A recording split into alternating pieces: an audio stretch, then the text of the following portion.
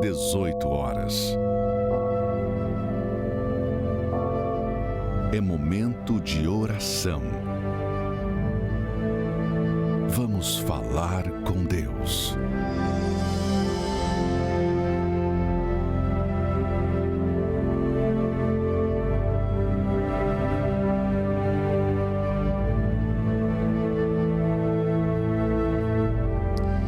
Meu Pai, desde o templo de Salomão, nós invocamos o Teu nome, Jesus, pois o Senhor prometeu que tudo aquilo que pedíssemos ao Pai em Teu nome, crendo, a condição é crer e pedir em Teu nome, receberíamos.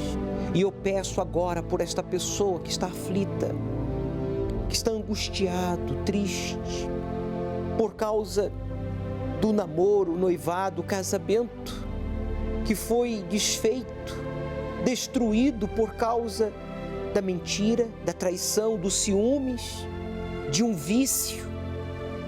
Eu não sei o que aconteceu para destruir este namoro, este noivado, este casamento. Mas uma coisa eu sei, que o Senhor não está por detrás da angústia, da separação, da destruição, mas sim da realização, da felicidade, pois o Senhor é Pai.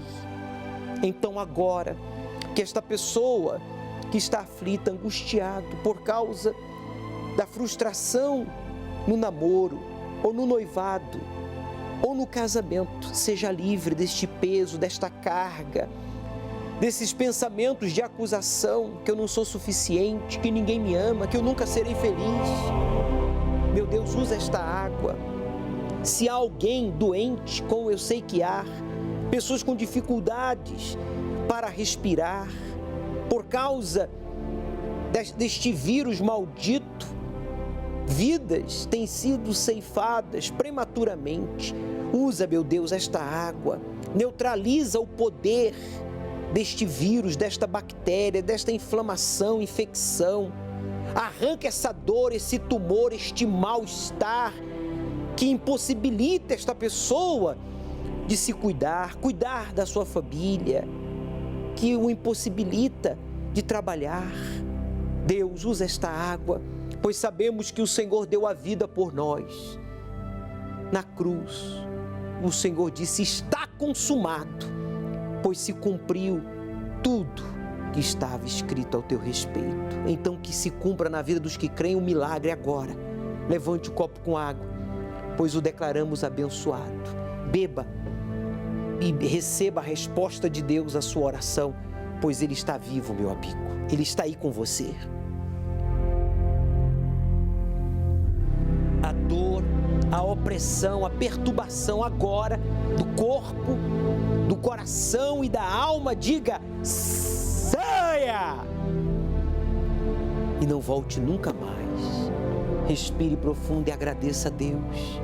Meu Senhor, diante de mim está o pão e o cálice com suco de uva, que representa o corpo e o sangue do Filho de Deus, que deu a vida por nós.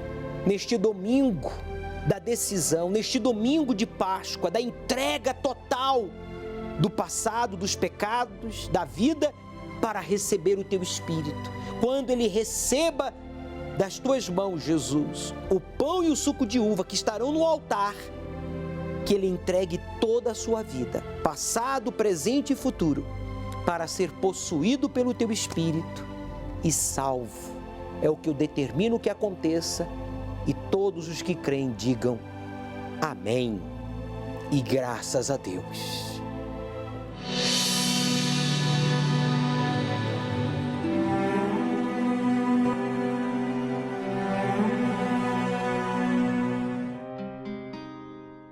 Macir Júnior, de uma família tradicional e bem estruturada, casado logo na juventude.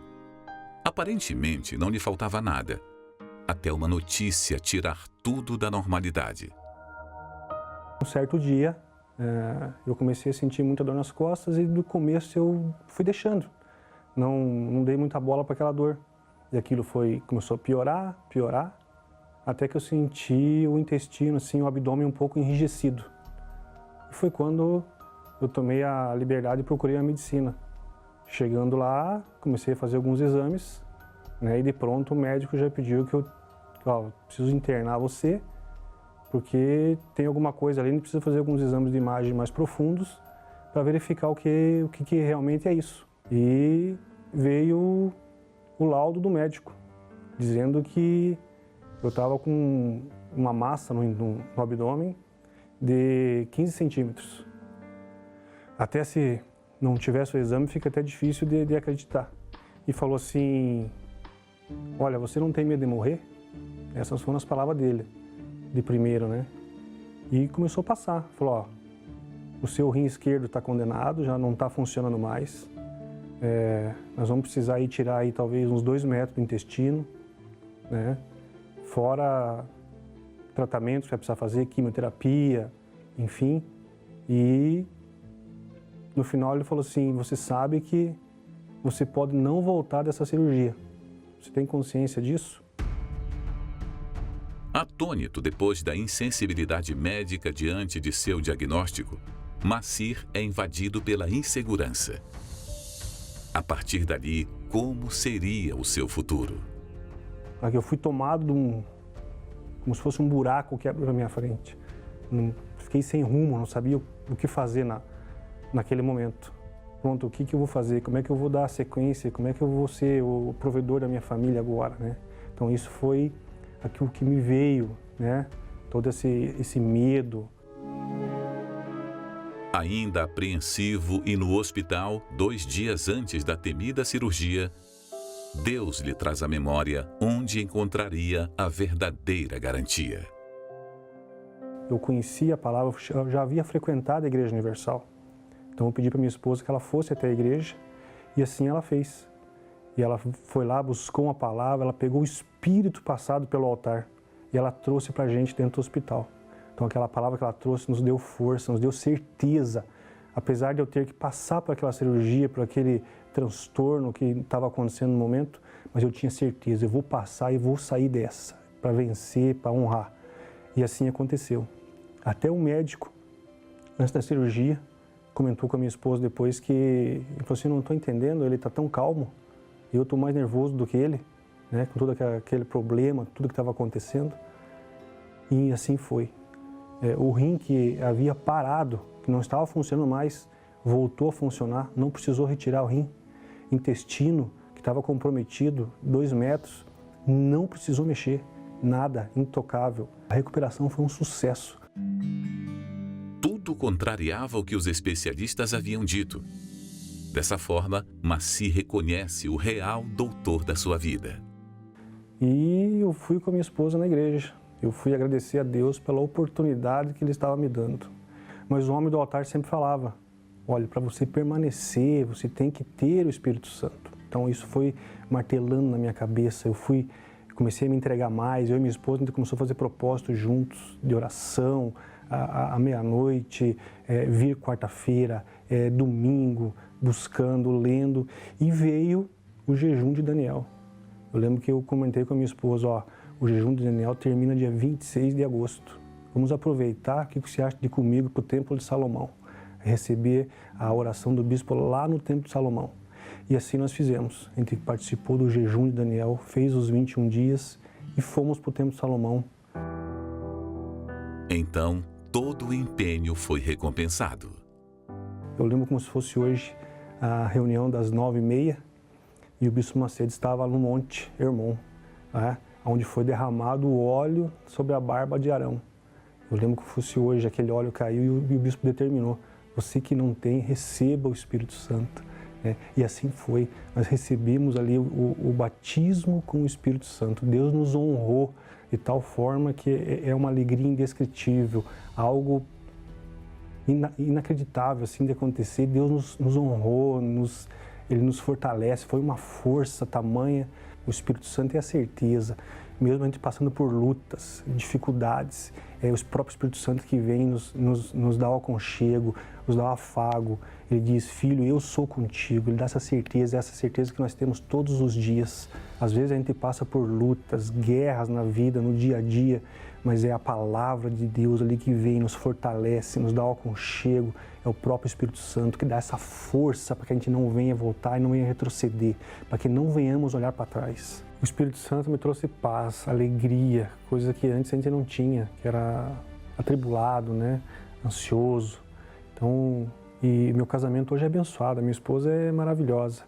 Hoje ela me auxilia, é uma auxiliadora, fazemos coisas juntos, né? Oramos juntos, fazemos propósitos juntos, isso é muito importante. Então, tem me auxiliado muito. Tenho um casamento abençoado, tenho um filho maravilhoso, né? Tem um trabalho abençoado que nos proporciona uma vida boa, né? Então, Deus tem nos honrado e não nos deixa faltar nada. Foi a fé no Deus vivo e no nome de Jesus que me deu segurança. Deus livrou você da morte.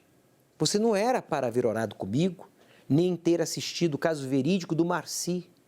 Mas assim como Deus livrou o Marci da morte, para que hoje ele fosse um esposo, para que hoje ele fosse um profissional, um cidadão, um cristão verdadeiro, cheio do Espírito Santo, Deus livrou você também, meu amigo.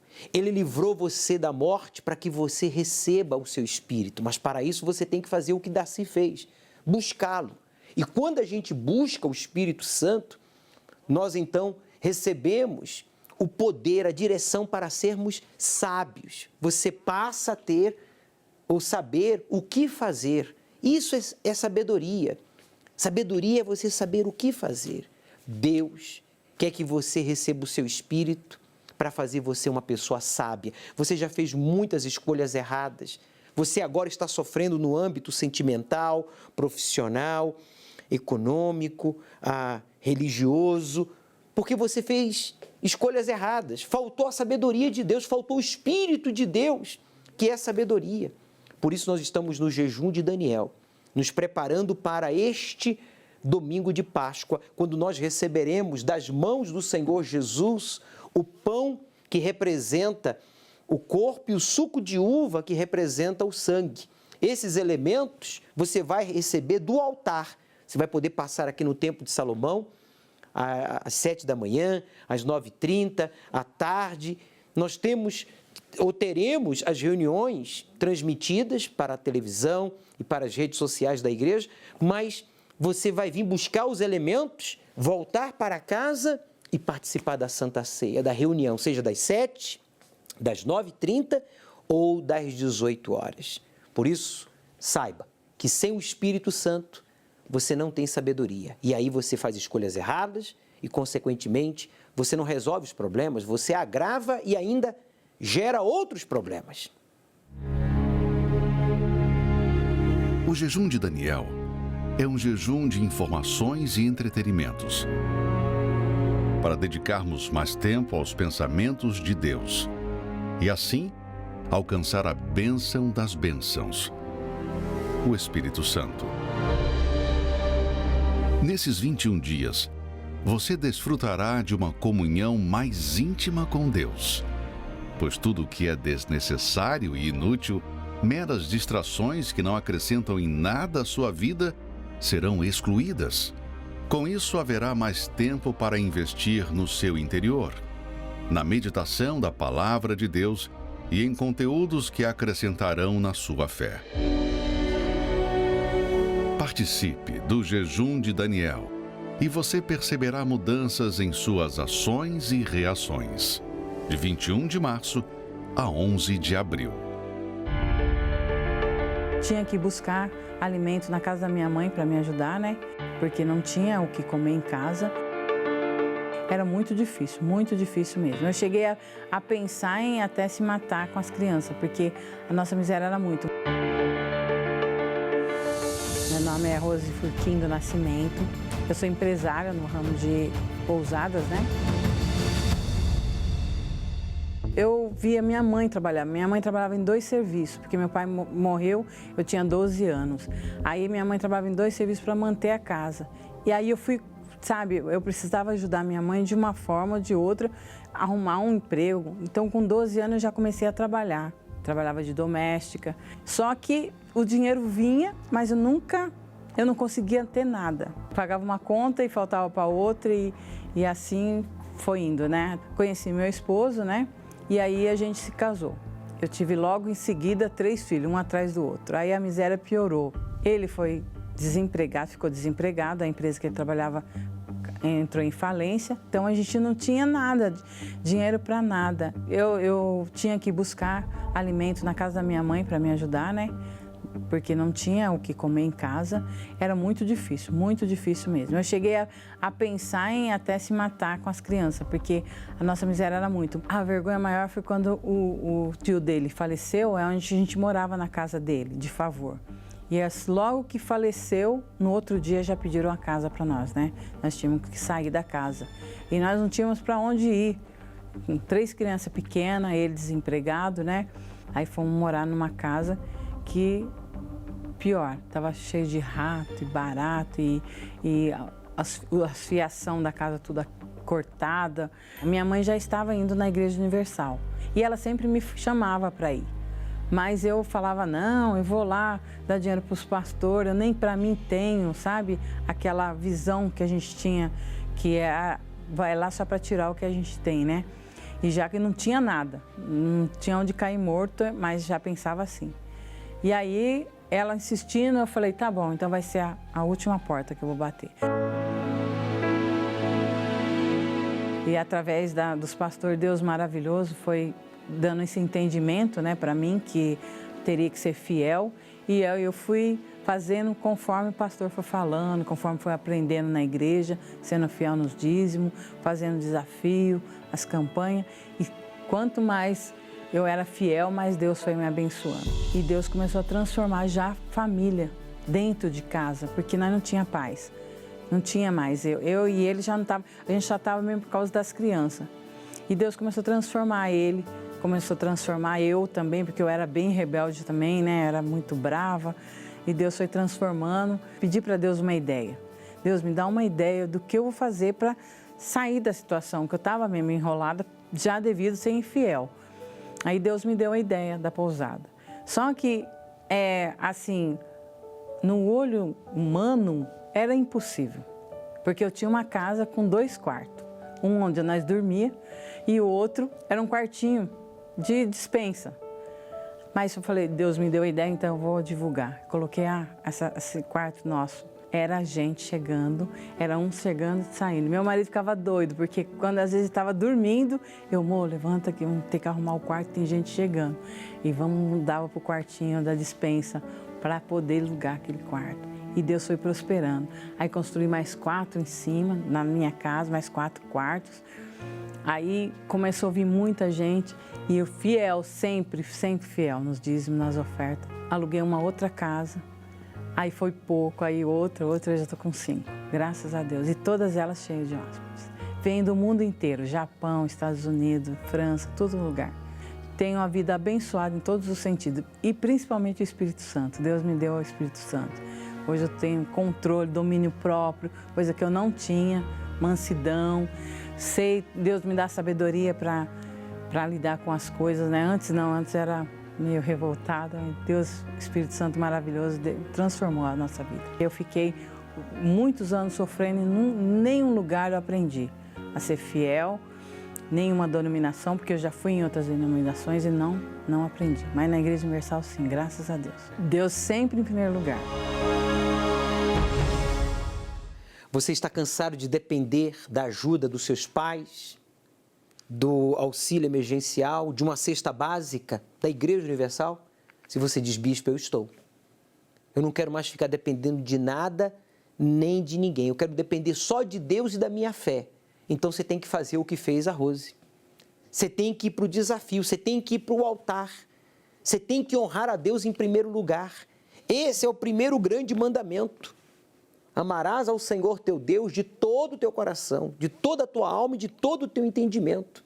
E quando nós o fazemos, então nós o honramos com as primícias, antes de comprar, antes de pagar, antes de fazer qualquer coisa, de tudo que chega às nossas mãos, separamos os primeiros frutos e levamos ao altar.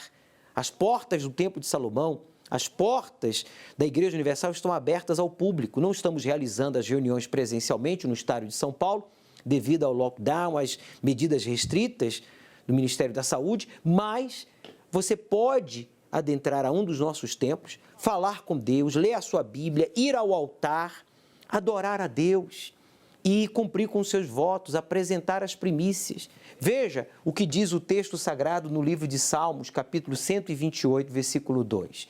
Se você temer a Deus, ganhará o suficiente para viver, está escrito, será feliz e tudo dará certo para você. Bispo, é tudo o que eu preciso.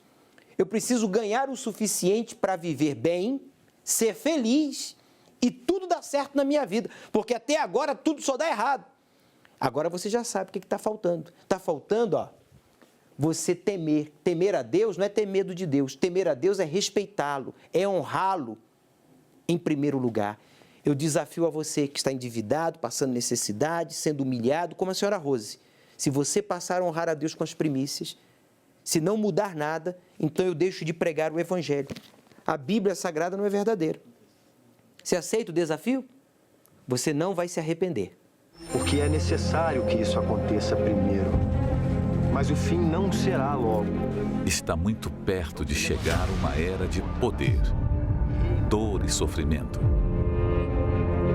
que sucede o arrebatamento da noiva do Senhor Jesus. Eles estão aí com um projeto que se chama Agenda 2030. Esse projeto de Agenda 2030 é um projeto satânico, diabólico, mas tem toda a maquiagem de uma coisa bonita, uma coisa que vai resolver os problemas da humanidade. Esse projeto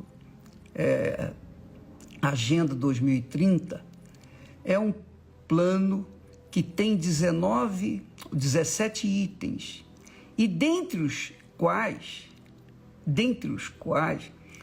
tem um item que diz assim: a partir dali não vai haver nem homem nem mulher. Já começa a esculhambação. Não vai haver nem homem nem mulher. Não vai ter mais esse negócio feminino e masculino.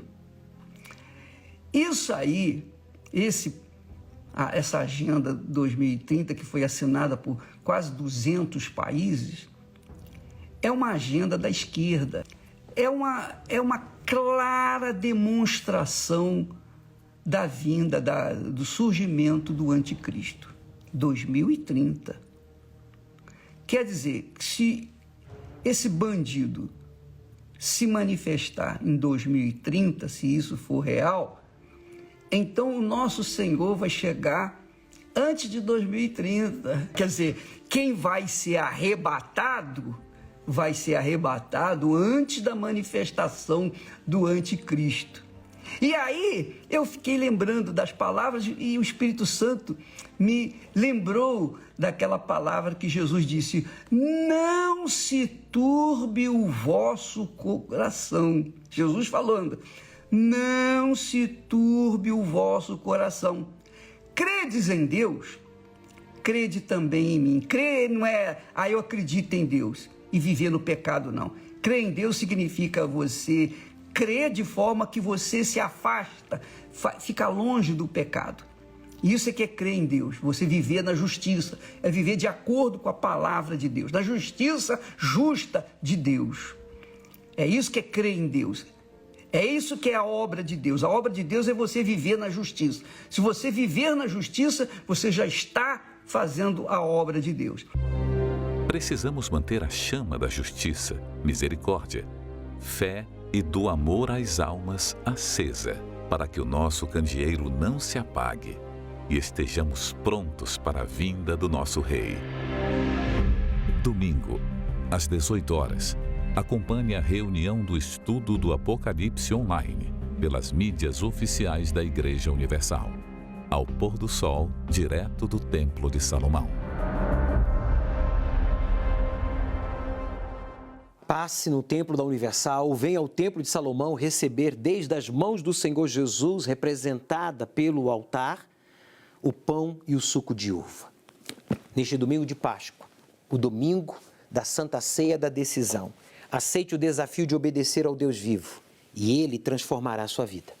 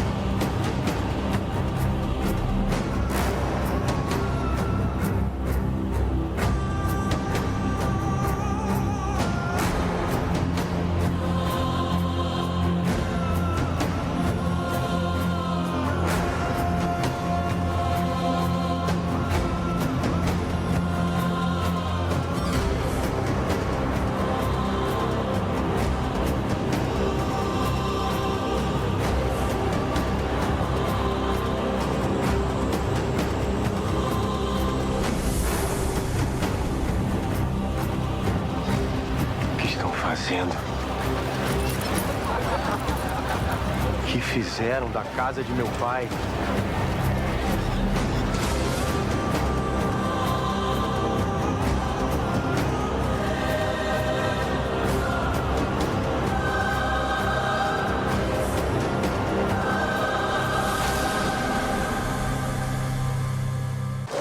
É ele, Jesus.